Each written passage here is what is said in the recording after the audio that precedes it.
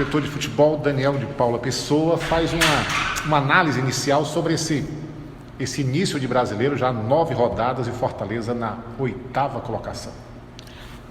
Ainda temos alguns jogos, né, dessa rodada a serem realizados, né, mas o que a gente pode passar, né, para os torcedores e para todos os ouvintes é que nós estamos numa pontuação melhor que a pontuação atingida em 2019. Né? Não obstante ser uma competição diferente, né?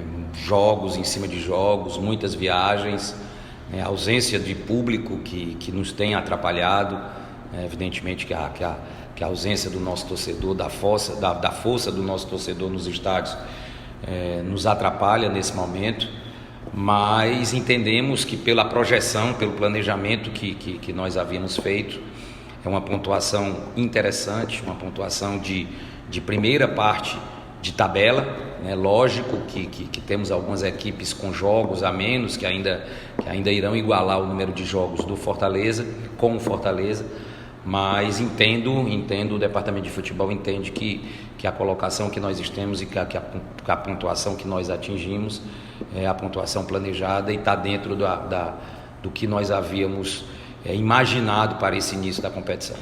Uma competição tão difícil, alguns adversários se tornam confrontos diretos. O Fortaleza tem ido bem como foi ano passado. Também isso é o diferencial para a pontuação que a gente tem?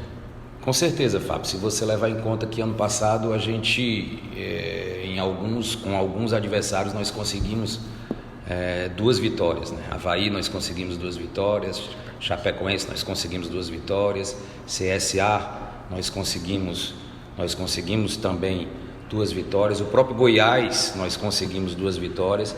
Então a gente sempre tem, né, em mente, né, que essa pontuação contra esses adversários que a gente entende que são adversários do campeonato, que disputam o campeonato com Fortaleza em igualdade de condições, se você conseguir o maior número de pontos sobre ele, na disputa dos jogos sobre essas equipes, com certeza lá na frente, no final do campeonato, isso vai fazer diferença. Não que o Fortaleza não tenha ido bem contra os maiores, como foi contra o Flamengo, contra o Corinthians, contra o São Paulo, e agora é o Grêmio no próximo domingo. Como é que está a expectativa sua, da direção?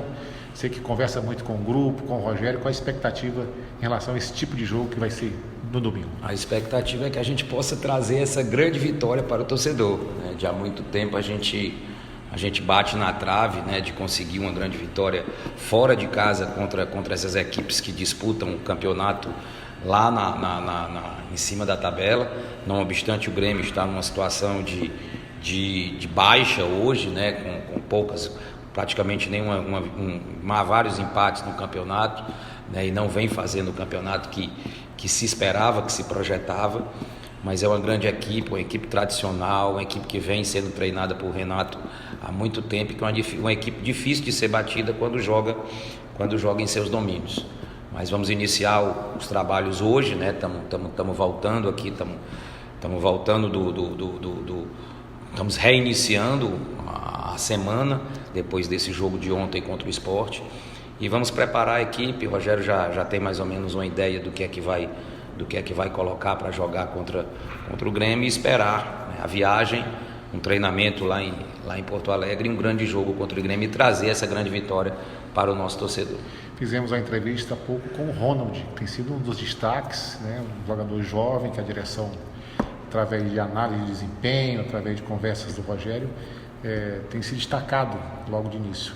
A importância desse tipo de jogador que chega jovem e acerta.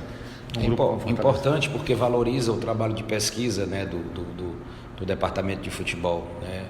O Ronald veio cercado, né, de boas informações, né? O material dele é muito interessante, a fonte de pesquisa que fizemos muito interessante, a própria participação do Rogério nessa pesquisa e na chance, né, que foi dada a oportunidade que foi dada ao Ronald, ao jogador, e ele não vem nos decepcionando. Fez um bom jogo na estreia contra o Goiás, chegou em cima, naquele dia chegou já para para jogar, né? Como se diz, pegou uma fogueira. Depois uma outra pulou uma grande fogueira contra o Flamengo, enfrentando a equipe do Flamengo, os feras do Flamengo no Maracanã, pôde se sair bem. E ontem, né, quando nós já estávamos vencendo o jogo por 1-0, ele entrou no segundo tempo, substituindo o Felipe, que é um dos grandes jogadores da nossa equipe, e mais uma vez ele se ouve bem. Esperar que ele continue desenvolvendo esse futebol, né, e que a gente possa transformar o Ronald num grande jogador e que ele faça muito sucesso com as camisas do Fortaleza. Obrigado, Daniel.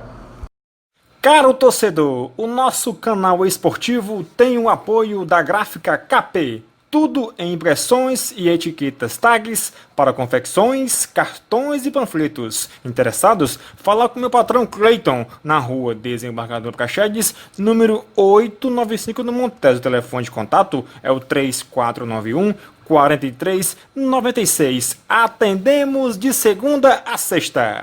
Caro torcedor do Fortaleza, Ceará e Ferroviário, aqui quem vos fala é Maurício Santos, repórter fotográfico e historiador de futebol, também conhecido como o rei dos pôsteres dos times campeões. Aos amigos tricolores e alvinegros interessados em adquirir um quadro com o pôster do clube do seu coração e expor na sua parede, nós somos a pessoa certa, pois temos todos os pôsteres do Fortaleza, Ceará e Ferroviário desde a sua origem e de qualquer time, principalmente das últimas conquistas, que são os pôsteres do Fortaleza, da Tríplice Coroa de campeão brasileiro da Série B 2018, do Cearense e do Nordestão 2019, do Ferroviário, campeão brasileiro da Série D 2018, do Ceará, bicampeão cearense 2017 e 2018 e do Nordestão invicto de 2015. Aos torcedores interessados por essas raridades, que são os pôsteres do Fortaleza, Ceará e Ferroviário e de qualquer time,